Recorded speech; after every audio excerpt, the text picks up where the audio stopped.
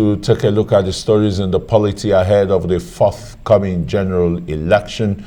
We're now being joined by Osita Chidoka, a former aviation minister and the chieftain of the People's Democratic Party. He joins us from the United States. Thanks very much for joining us. I mean, a lot has been going in the general body polity. The APC presidential candidate is singing sabotage, people trying to sabotage the elections. It's like the fuel scarcity and the difficulties in getting the new redesigned Naira notes are sine qua non for such fears being expressed by the presidential candidate. Does your party share this kind of views or thoughts?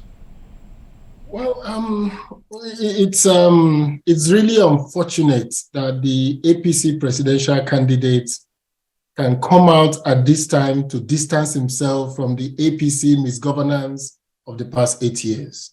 So Alhaji Bola Ahmed Tinubu has confirmed to Nigerians that he does not have the interest of Nigerians at heart.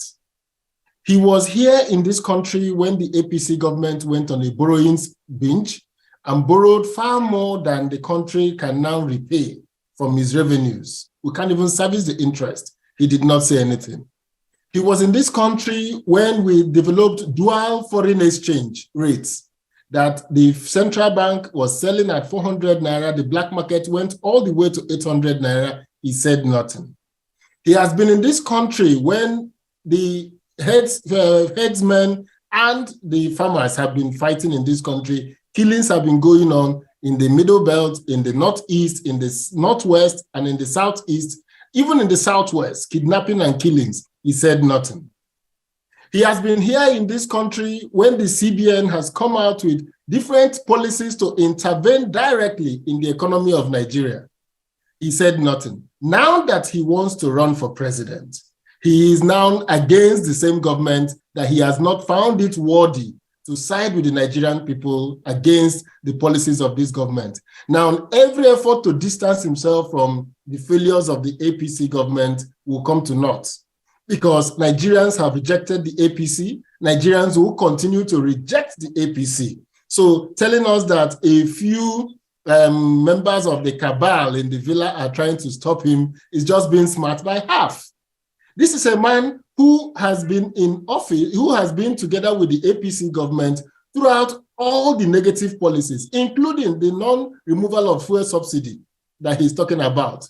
This could have been done many years ago, but because he wanted to be president, he imposed on the government that they should not remove the fuel subsidy until after he becomes president.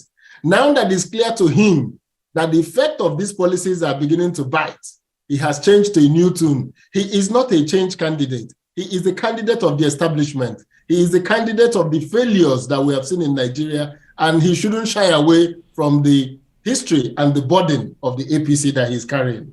We will not allow him to shy away from it. Right. Well, Osita, we hear you on all of that, but at the end of the day, all of the infightings we've seen within the APC with regards to the accusations and counter-accusations with, accusations of a cabal and the most serious ones that Nigerians are quite, curious about is this allegations that says there's that fear of an interim national government that might stop the elections from even happening on the 23rd of February.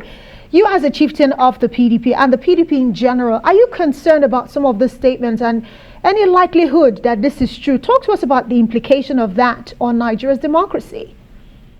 So why is it the APC candidate that is crying wolf about the inability to conduct an election? It should be the opposition crying.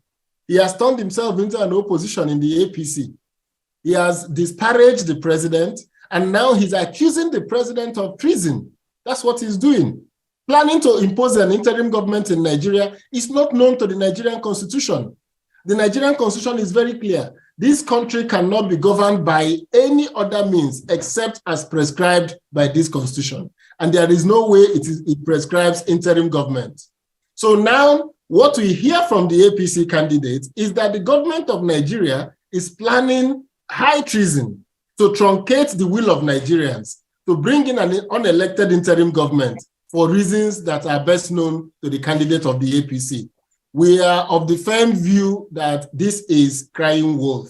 As his election loss stares him in the face, as it's becoming clearer to him that Nigerians will reject the APC, he's coming up with all these gimmicks to confuse Nigerians, to confuse the voters that this is a plot against him. And when he loses, as he's about to lose, he would then say it's because the party conspired against me. Nobody conspired against him. He said it is his turn. Now it's your turn to go back and prove that it is your turn. He didn't say he was certain. This is a man that went against the consensus in Nigeria. If Nigeria had a consensus about zoning, it was that the zoning will go around the 6 geopolitical zone. He has gone to the southwest under Obasanjo. They've gotten 8 years as vice president under Buhari. He has gone to the south-south for 5 years under President Jonathan.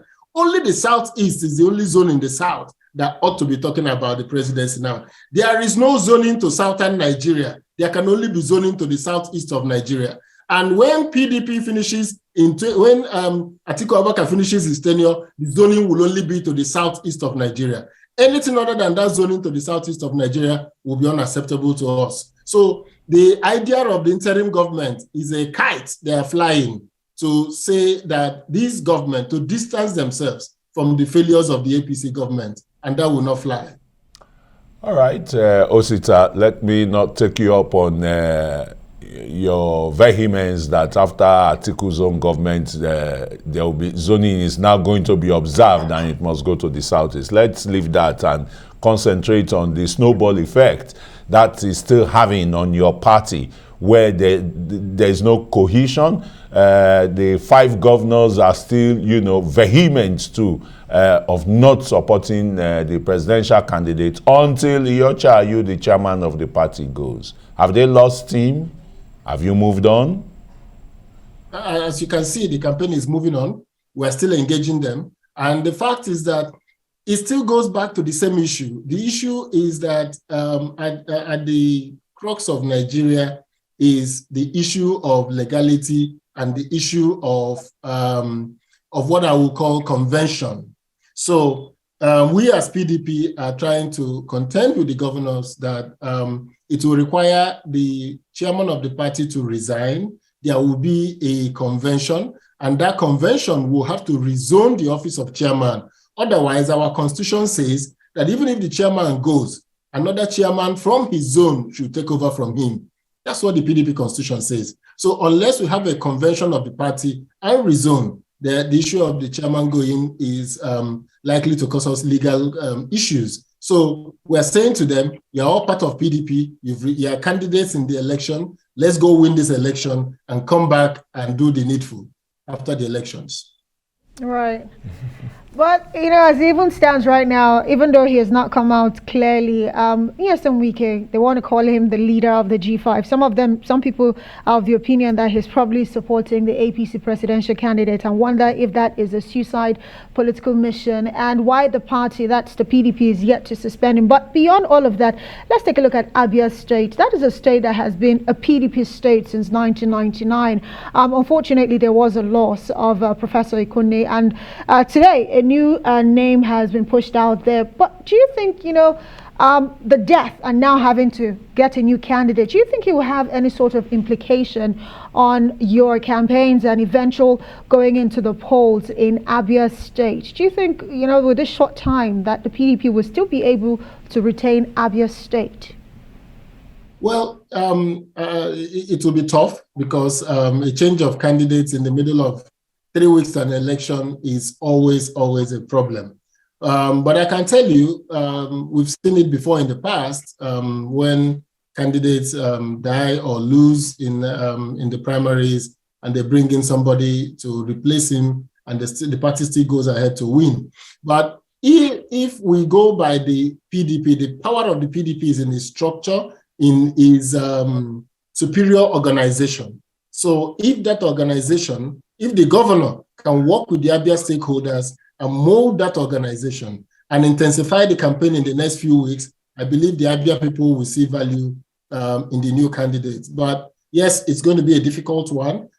Changing a candidate at this time will likely confuse voters, will likely lead to people doubting the preparedness of the candidate, but all that can be overcome by superior organization.